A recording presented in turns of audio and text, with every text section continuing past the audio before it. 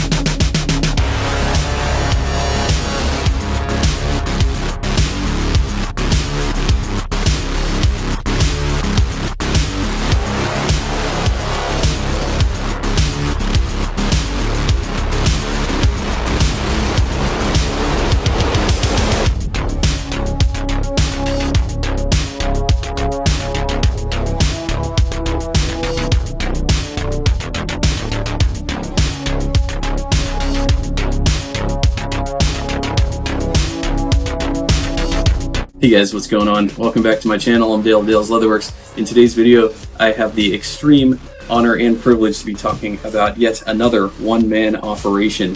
He is David Parent, a Quebecois Canadian, a French Canadian, who decided to move to Portugal and to follow his passions and start his own one-man boot making business. I actually had him on for Real Boot Talk recently.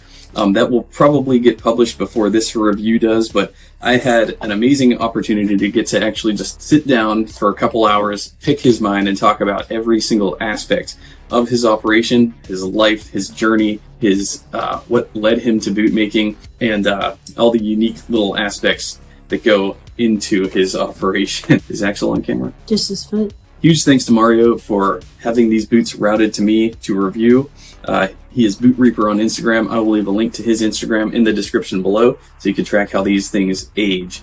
But as you can see, at first glance, this is a very unique build. Obviously, this shape is something that is only achievable via hand lasting, hand welting, the whole 9 yards. He built these things from the bottom up, literally. The leather itself is an Italian veg tan from the Tempesti tannery, if I recall correctly, and then he actually hand dyes them to achieve this amazing, vibrant color. I don't know what to even call the color. It's a dark brown, but I see hints of burgundy in there. He uses sapphire dyes, which are some of the best dyes in the market, to hand dye these, and I think he just did an incredible job. It's got almost like a museum calf look to it because there's high notes, low notes, high tones, low tones, areas that are lighter, areas that are darker. We've got a woodsman heel in the back. This is a plain toe model. What I really like about this build in particular are the elegant curvatures going on, particularly in the toe spring. That is very unique. In addition to that, the quarter panel is cut very elegantly with somewhat of like a slope running across. Yeah, amazing curves on the patterning. And then I really like the roll top collar at the throat, how that is also curved. And I think it lends itself well to the balanced cosmetic of this last. I think the toe spring complements the slope on the top very nicely. I really can appreciate the proportions all around here. And then this last is also custom made by David. Talking to David, he actually uses a German veg tan for the midsole, and then he uses, I think, a French tannery for the veg tan in the heel stack. Now, to the untrained eye, you wouldn't be able to tell the difference. Neither to my eye can I tell that this midsole leather comes from a different tannery than the leather in the heel stack. So, really solid though. And then he actually hand paints the bottom of midsole to give it like a really cool woodsy look. 180 degree double row hand welted, and then the single row extends to the 270 degree mark back here. And then on the inside, it says Buck and Sobreiro. The kilties that came with these boots also say Buck on them. I believe Buck is where David worked prior to starting Sobreiro. Sobreiro, it's a Portuguese word that is used to denote the cork oak tree. The cork oak in Portugal is like this massive operation. I had no clue it even existed. But every 7 years, they go and they harvest the cork bark from these cork oak trees. So Sobreiro means cork oak tree, essentially. Yeah, the cork oak industry in Portugal is highly regulated. They actually go by year to each tree that they're going to harvest from, and they put a number on there to denote 1 through 7. 7 means that they're ready to harvest, because harvesting them more frequently than every 7 years, it can damage the tree's health, and they want to keep these trees making cork for as long as possible. And David, actually, the property that he lives on, he's got some of these cork oak trees, so he could almost definitively say that he eventually, once he gets to the point to where he's actually harvesting his own cork for these boots, I'm pretty sure that would make him the only boot maker in the world that's actually sourcing his own materials on his own land. It's so crazy. Not to mention that he's growing indigo, he's growing chestnuts. There's other things that he's going to be using from his property, from his land, to be able to incorporate into his boot making. Just reading about the cork trees, so I sent you an image. Yeah. So my phone must be ruined. Really? It came up as like one of the videos. Oh, that's really weird. David is very much a free spirit and an artist. And so much of what we talked about in my boot talk resonated with me on a deep level, because I also like planting my own things. I like foraging. I like consuming natural foods. Sometimes I'll go out, pick some dandelions or some weeds, throw them into my salad. Just because, most weeds are edible. I believe in local foraging. Anyways, he's trying to incorporate a very organic operation, which I just find so cool. And eventually, I joked with him, I said, eventually, you need to get some cows and, just start tanning your own leather, too, on top of it. Everything in-house. That would be amazing. But that's what I find really inspiring about these small makers is, and this is core to sort of my outlook on health too. It's amazing what you can do with things that are just around you, just in your immediate vicinity. And that's what David's doing. He's utilizing everything within his immediate vicinity to make this operation work. Let's read a little bit about the maker. So they are made to measure boots, handmade in Portugal. One single craftsman using traditional techniques give the opportunity to the customer to experiment a unique feeling found nowhere else. The choice of material is crucial for the quality of the product, and this is one of the main ideas behind Sobreiro, offering a prime quality and long-lasting product that can get old with its owner, aiming at environmentally friendly production and one step closer to being carbon neutral. A tree will be planted for each pair shipped. So David Parent, he graduated from orthopedic school in 2006. He's been working in the footwear field for over 10 years, studying walking patterns and foot deformations, building braces and prosthetics for hundreds of different patients. The world of custom-made has always fascinated him. In 2021, when he discovered the hand-welted construction and traditions surrounding handmade shoemaking, he decided to change direction and dedicate himself to the craft. It's a slow process, long-lasting, and ecological, using noble material and keeping the custom-made approach. He quickly realized that made-to-measure shoemaking suits his values, and who knows, maybe one day he will go full bespoke. His wife helps him as well. His wife's name is Annabelle Herman. She's actually German, and they met in New Zealand. Very cool story there, but I'll leave that to the boot talk. She's passionate about photography and marketing. She's the one behind all the visual content on social media, as well as the office, meaning customer service, billing, and she does her best to make this little enterprise of two run smoothly. She has 6 years experience as an orthopedic footwear technician, and she gained immense knowledge of the shoe industry, and there was a desire of changing the direction to make made-to-measure boots and aim for a more creative market with even more personalized products. So he's got the 1545 and the 1546 last that he described in detail in the talk. But these are built on the 1546 last. A very beautiful, chiseled, rounded out last with that just amazing toe bump that I mentioned earlier. Yeah, he threw on a Dr. Sol Super Grip outsole and heel cap on there. And so let's read a little bit about this boot specifically. So this is called the Estrella boot, Estrella, which means star in Spanish. It's also the same word in Portuguese, Estrella. We are thrilled to unveil the latest model, the Estrella boot. Estrella means star in Portuguese, a tribute to the stunning Serra da Estrela mountain range that we see every day from our workshop in Portugal. Inspired by the ruggedness and majesty of these mountains, the Estrella boot embodies strength, durability, and elegance. Each pair is meticulously crafted to ensure high quality, reflecting the natural beauty of our surroundings, made to measure right here in Portugal. He hand-cut these kilties, so this Buck moniker actually comes from Atelier Buck, which is old operation. And you can see that on some of his older models, they are shown as Atelier Buck. He ran Atelier Buck out of Canada, but when they relocated to Portugal, he became Sobreiro Boots. And another cool thing, shout out to Dennis at Custom Craft Bootmaker, but Dennis and Kevin are actually friends. They talk a lot. They're both one-man operations. They are in works talking about doing a collaboration. Both makers are both amazing guys, one-man operations, and they help each other out. I like to see that they don't see each other as competition, but instead they see each other as allies in the war against mass-produced footwear. I love to see single makers collaborating, and there might be some future collaborations on that front as well. Hey, so let me ask you a question. Do you like your money? Well, I like your money too.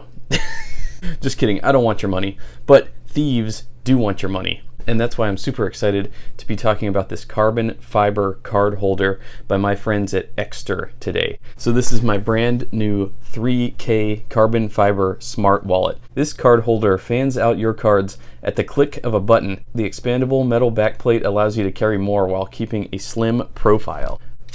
Boom. This is our strongest and lightest card holder yet. What's really cool is when I travel, I'm always worried about being in airports, especially because there's a lot of people trying to mine your data. This particular card holder has RFID blockers in it to prevent wireless theft, which is huge. If you go to Starbucks, if you travel a lot, if you're in a lot of hotspots, in a lot of Wi-Fi dense areas, your credit card data can be mined quite easily. Not to mention this carbon fiber is super strong. This is military grade carbon fiber. They literally use it in aircraft. What's most exciting about this whole thing is the new tracker card allows you to track your wallet with MyFind, the MyFind app on your iPhone that everybody has whether you know it or not. The same app that you use to find your laptop or your iPad that is under a pillow somewhere in your house. You simply sync this tracker card up with your MyFind app.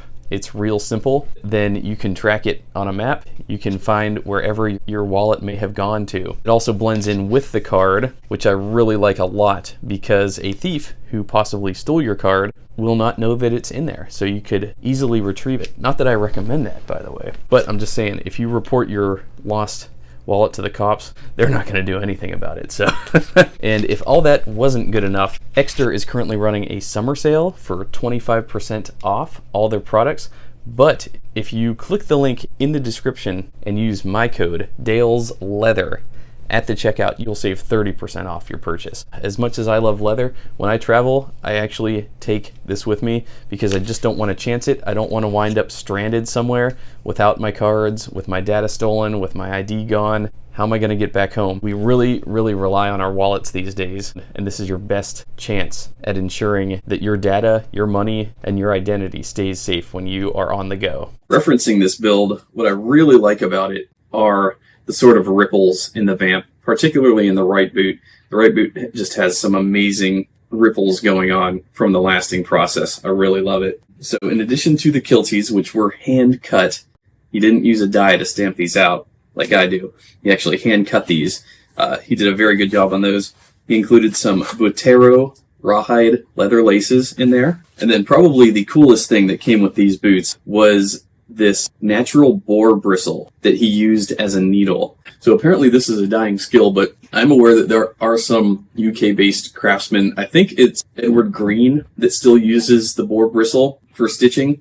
Essentially what you do is you take a wild boar hair and you can use that, you can intertwine it with your thread and then get that through the holes. And apparently it's much more flexible and much more effective at getting through leather holes than a standard needle. And so he talked about that some more in our boot talk. But the fact that he threw that in with the boots, the same boar bristle that he used to make the boots, that is insane. This is truly a keepsake right here. I would always keep this with the boots if I own them personally. And so looking at the styles that David has done, he's done just some amazing looking builds. He's done mock toes, he's done cap toes, and the photography on everything is just wild. So I will, of course, include a lot of that in the video just to show his work. And so far, he's only made about 20 pairs of boots. And his list is very short at the moment, probably about a 4-week wait list, maybe 5 weeks. He can currently crank out about 1 pair of boots a week. So my advice, just like Gabbard at Creosote Boots, get on that train sooner than later, because before you know it, David is going to be backed up with orders for potentially years. My recommendation is, if you're interested in Sobreiro, support a small maker. It'll be a little bit of an investment, probably around $1,000, which is cheap, frankly, compared to, Gabbard right now. I think his prices are north of $2,000, maybe even more than that, and the wait list is about 3-4 years. But you got to be patient with these guys. If this is a one-man workshop, you got to be patient. So the fact that you can, discover this type of talent early on and get on the bandwagon before they get really busy, I think that's the best of my advice. Start talking to David now and get yourself a pair if you're interested in his builds, because my prediction, a year from now, the wait list is probably going to be triple or quadruple the amount of time. So get on it while the getting's good. Let's look at the anatomy a little bit more. So yes, well-structured back heel stay, collapsible toe, unstructured here. So with wear, these will really collapse down nicely. So the uppers are machine stitched together, but I really love the stitch pattern on the uppers. Really beautiful, really elegant everywhere you look. And yeah, once again, the most impressive thing to me is this last shape.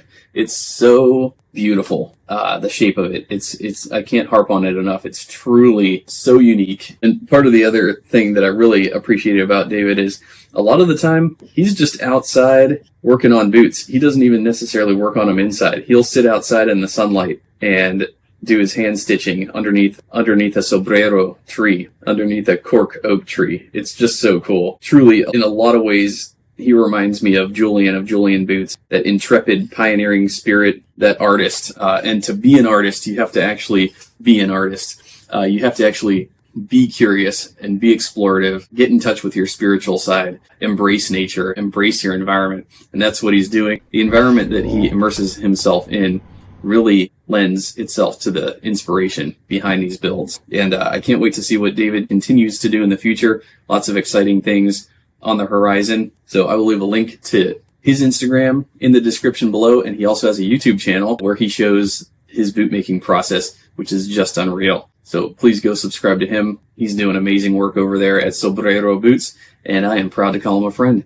So with that, I will shut it down. Thanks so much for watching, guys. Leave me your opinion on this incredible build and this incredible maker in the comments below. Anyways, thanks a lot for watching. I'll see y'all in my next video.